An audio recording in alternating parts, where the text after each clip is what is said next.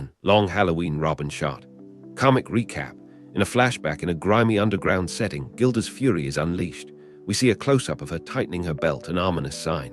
With a swift movement, she lashes out at Two-Face with the belt, striking him across the face. "Why are you saying that?" she demands. A loud smack echoes as she ensnares Two-Face's neck with the belt, pulling him back. "Why are you doing this?" she cries. Meanwhile, a hulking brute stands guard while Two-Face carries Gilda. Gilda shouts, "Give me back my husband." As Two-Face carries her through a doorway, a figure in a white suit watches with a detached expression. Two-Face struggles, choking and gurgling under Gilda's assault. As Gilda struggles with Two-Face continuing the flashback, the narrator says, "On Valentine's Day, the FBI decided to take Mario Falcone into custody. The Joker stopped them. At least it appeared that way." The scene unfolds with yellow crime scene do not tape cordoning off a chaotic site. A wrecked car lies overturned. Batman surveys the scene alongside a man with glasses who says, "Anything." Batman, examining the driver, states, "The driver was shot in the head with a .22 caliber pistol. I heard the distinctive sound, the same gun used by the Holiday killer." The man with glasses adds, "The FBI agents died on impact or in the fire, have to wait for the autopsy." Batman asks, "Who knew their route?" No sign of Falcone. "He must have been pulled through the windshield by Hold On." He turns to the man with glasses, saying, "Gordon, why would 2 FBI agents not have their badges or their firearms?" Gordon responds, "Because they didn't work for the Bureau." A new figure enters the scene. It's Special Agent Amanda Waller, already making a name for herself at the FBI. Waller says to Jim and Batman, "Jim." Waller is stone-faced as she says, "You're still dead set on relying on a grown man wearing pajamas." Batman responds, "Gotham City isn't Chicago." Gordon adds, "Whose fault is that? No, I'd bet a nickel that Agents Sullivan and Edwards worked for Mario Falcone himself." Waller retorts, "Allowing him access to everything we had, and when we had it." Waller is frustrated as she states, "And they never did, which you would have known if you'd notified me when your son was kidnapped. You made this personal by not calling me in, Jim. I'm going to make it personal by not helping. This is your and the Cape's mess to clean up." As Waller walks away, Gordon says, "You and the Wall have history." Batman replies tersely, I don't want to discuss it." Gordon persists, "How long have you suspected that Edwards and Sullivan weren't?" Batman cuts him off, "I had no reason to. They came through you. I assumed you had checked. Don't lay this on me." Gordon, weary, says, "I can't count the number of times you've left me in the dark. Maybe she was right. Maybe I've become too reliant on you. Or maybe not knowing where my boy was did distract me." Batman solemnly replies, "I hope you never have to go through that hell with the Robin. This is not about Waller or us.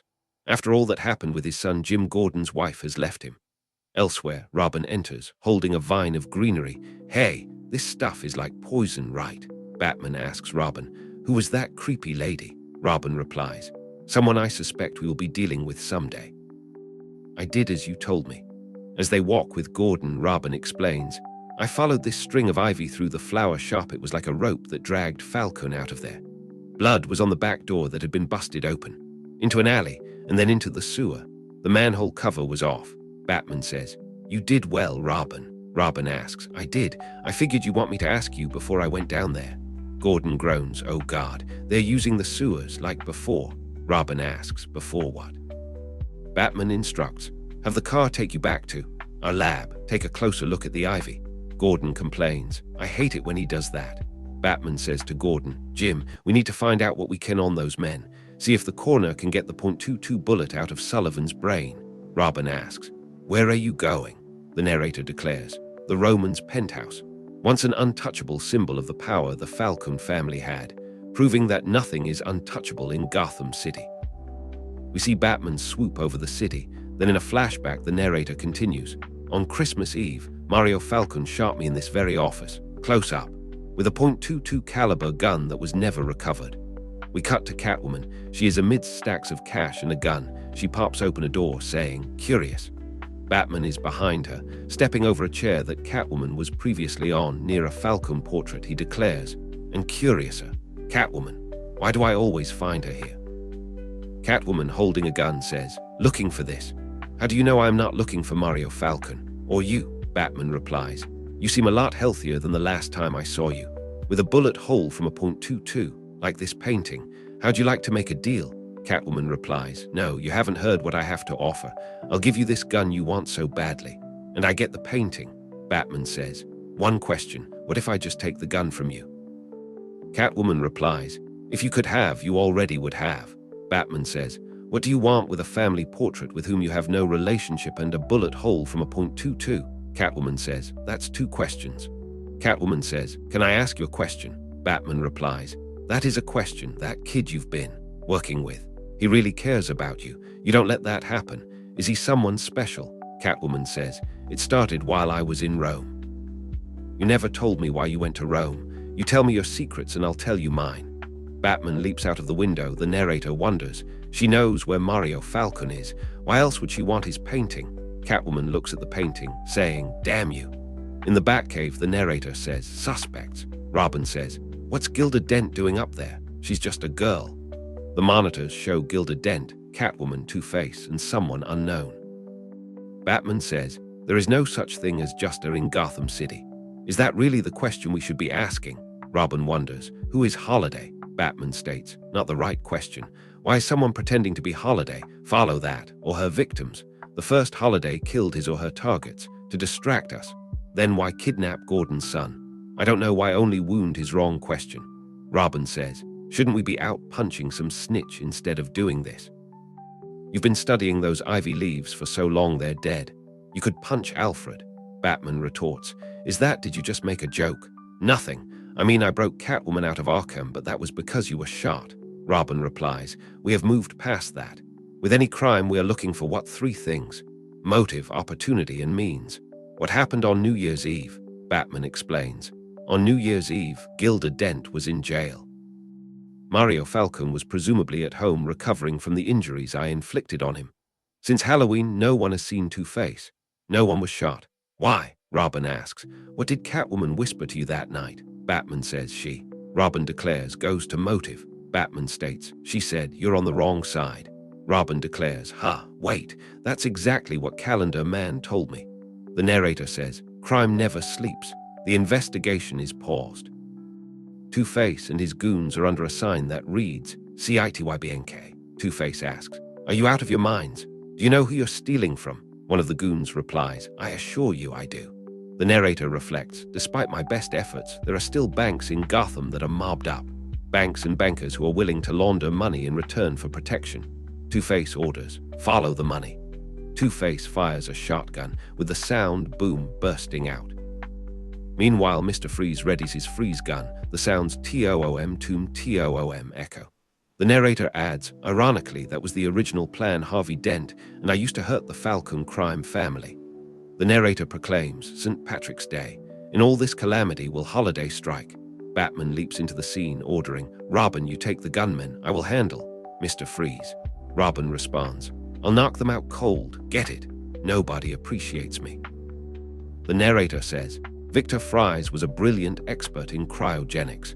Driven to save his terminally ill wife, he was exposed to the very chemicals he used. He took to crime to continue funding his experiments. Batman punches Mr. Freeze, declaring, you know whose money the sumph? The narrator reflects, on nights like this I have come to appreciate having Robin. Two-Face stands before Robin with a shotgun, telling him, BBRRR, it's chilly in here. Let's get you to bed. Robin retorts, if that's your mask, I'd hate to see your real face. It's blood money. Batman wrestles with Mr. Freeze, the narrator stating, someone to watch my back. Have to remind myself it is my job to watch his back. Batman continues, which is the greater evil? A blam is heard as a .22 pistol is fired. Mr. Freeze's helmet is shot. A shadowy figure fires a .22 at Mr. Freeze. Batman grabs Mr. Freeze as the latter gasps, Batman. Mr. Freeze says, you're on the wrong side. The narrator says that same phrase, almost as if he were told to say it. Batman declares, Victor, you are not going to die tonight. Robin, I need your help here. Robin. Batman is surrounded by fallen goons. The narrator adds, he has gone after Holiday. Robin shouts, stop. He chases after someone down a dark alley. Robin shouts, hey, I told you to. The shadowy figure turns and fires, blam.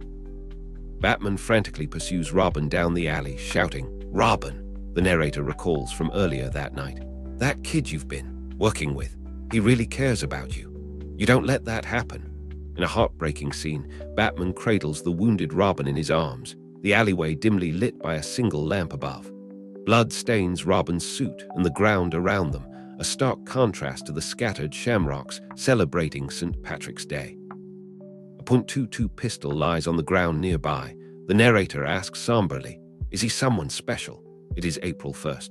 We see Catwoman walking past Ivy, the narrator adding, "Someone has been playing me the fool." Catwoman cradles the Falcon painting as she states, "You've been very helpful locating the Falcon family fortune. I mean, as the last surviving heir, we're certainly not letting it go to waste. Has he been behaving himself, Pamela?" From the Ivy, Poison Ivy emerges, replying, "But you're not the last surviving heir, are you? How would you put it?" In an opulent room overflowing with ivy, Poison Ivy reclines on a chair, sipping from a glass. "Perfection," she purrs. Catwoman stands nearby, holding a scroll, her gaze fixed on a man bound and gagged amongst the foliage. Catwoman questions, "Where is your mother, Mario? She's no longer living in Rome. I want Louisa Falcon in Gotham City." Then, ominously, to be continued. Thanks for tuning in. Stay curious, stay awesome, and don't forget to hit that subscribe button for more amazing content.